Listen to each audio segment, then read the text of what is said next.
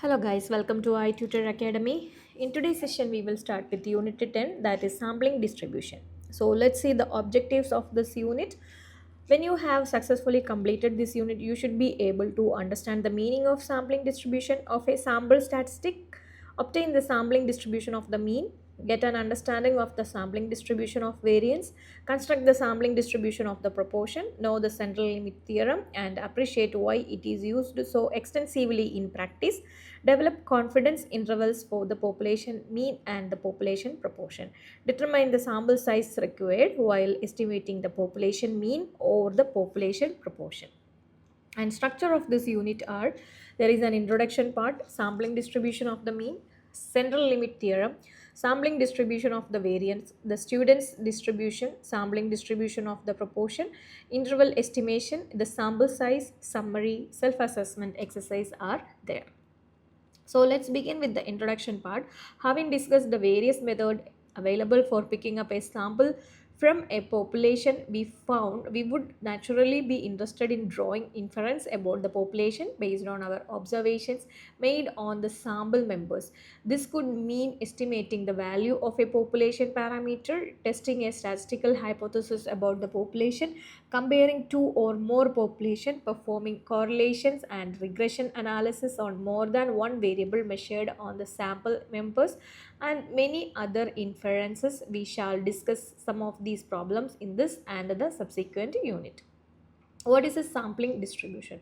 Suppose we are interested in drawing some inference regarding the weight of containers produced by an automatic filling machine. Our population therefore consists of all the filled containers produced in the past as well as those which are going to be produced in the future by the automatic filling machine. We pick up sample of size and take measurement regarding the characteristics we are interested in, viz. the weight of the filled container on each of our sample members.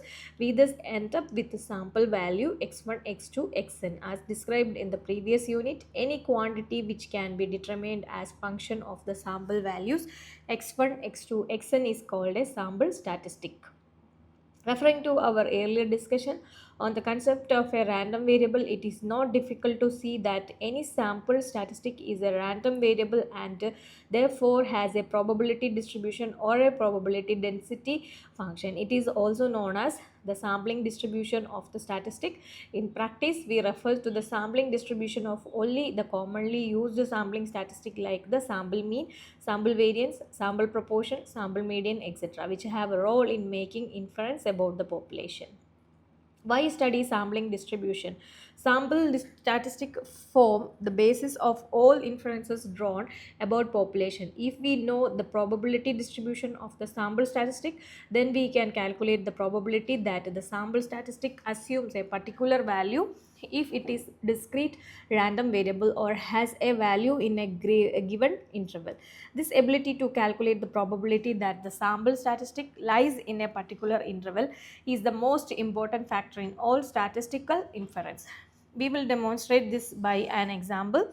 Suppose we know that 45% of the population of all users of talcum powder prefer our brand to the next competing brand, and a new improved version of our brand has been developed and given to a random sample of 100 talcum powder users for use. And next is sampling distribution of the mean.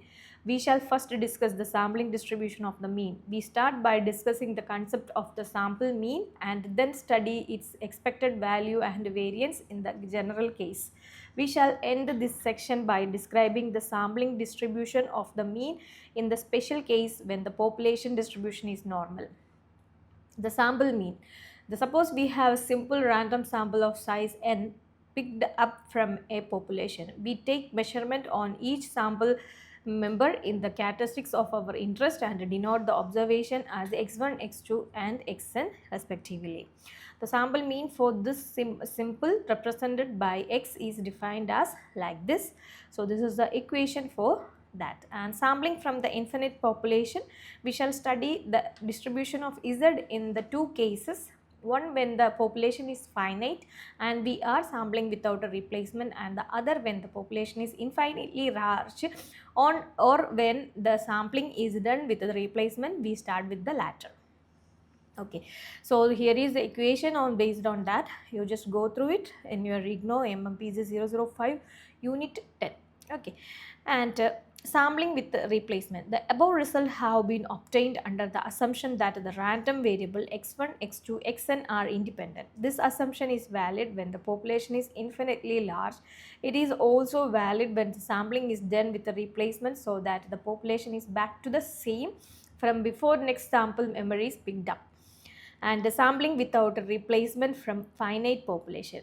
When a sample is picked up without replacement from an infinite population, the probability distribution of the second random variable depends on what has been the outcome of the first pick and so on. As the n random variables representing the n sample member do not remain independent, the expression for the variance of x changes. We are only mentioning the result without deriving this.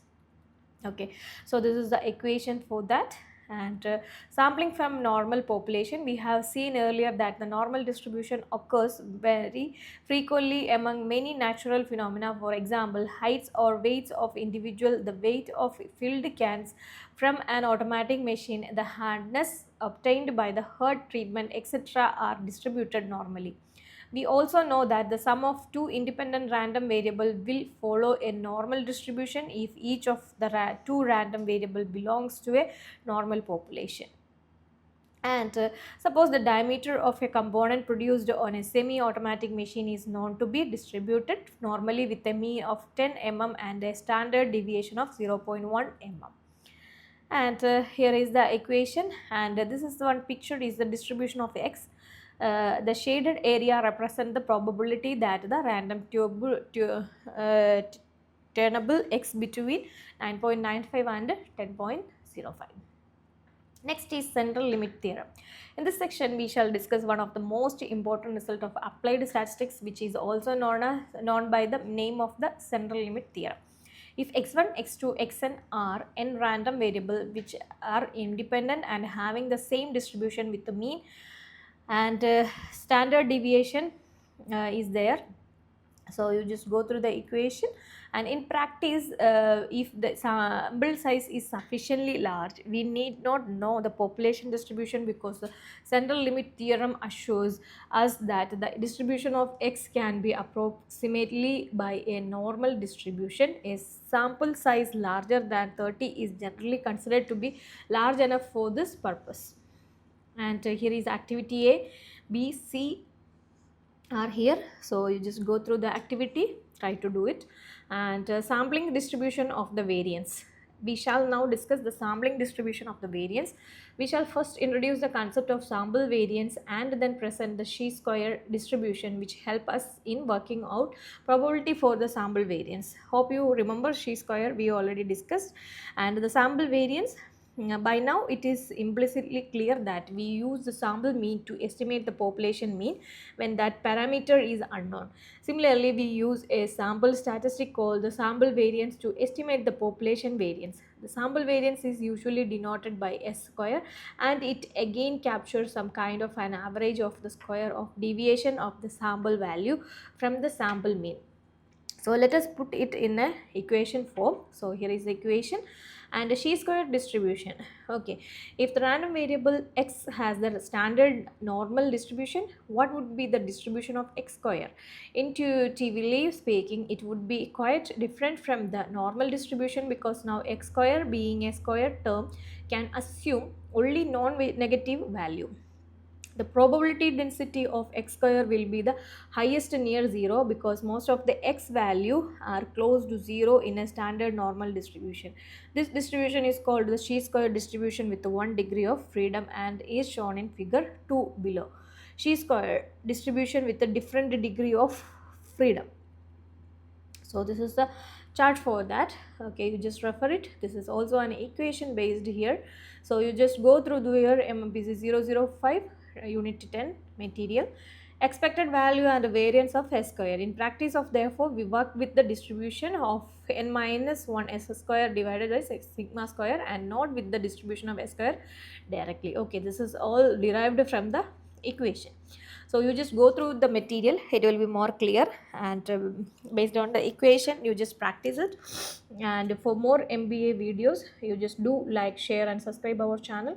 Thank you so much for your support. i-tutor Academy presents IGNOU MBA complete syllabus coverage classes for individual students, semester-wise subject with online and flexible timing.